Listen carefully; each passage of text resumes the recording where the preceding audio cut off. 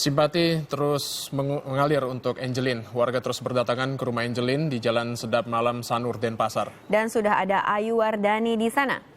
Ya Ayu, Ayu silakan dengan laporan Anda.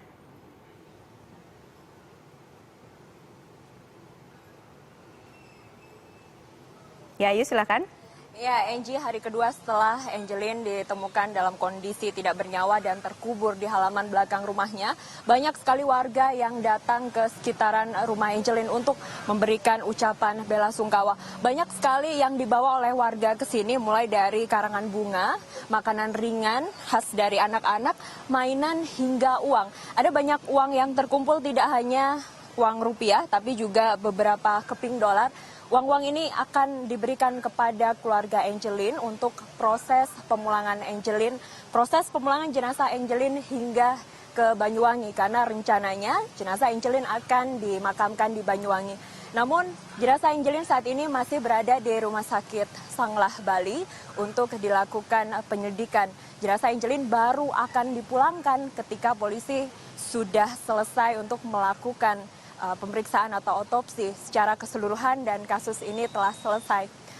Tadi kami juga sempat mendapat informasi bahwa Komnas Perlindungan Anak Haris Merdeka Sirait akan datang ke lokasi ini setelah dari Rumah Sakit Sanglah untuk kembali memastikan temuan barang bukti yang ada di dalam. Dari situ akan dibawa ke kepolisian untuk segera ditindaklanjuti. Ini adalah kunjungan Aris kesekian kalinya setelah untuk pertama kalinya Haris Merdeka Sirait melaporkan kasus ini kepada Polda Bali pada tanggal 25 bulan lalu. Pemeriksaan kepada Margaret secara maraton berlangsung 2 hari dan kepolisian juga telah melakukan pemeriksaan kejiwaan. Dari hasil pemeriksaan kejiwaan atau tes psikologis yang dilakukan kepada Margaret, ada beberapa indikasi yang merupakan ciri-ciri dari orang yang psikopat, cepat marah, lalu begitu emosional dan bisa mengusir orang dan sering sekali merasa tidak aman. Tapi lagi-lagi proses ini hasil dari proses tes psikologi yang sudah dilakukan oleh psikolog yang ditunjuk langsung oleh Polresta Denpasar masih belum bisa dipublikasikan untuk pemeriksaan lebih lanjut.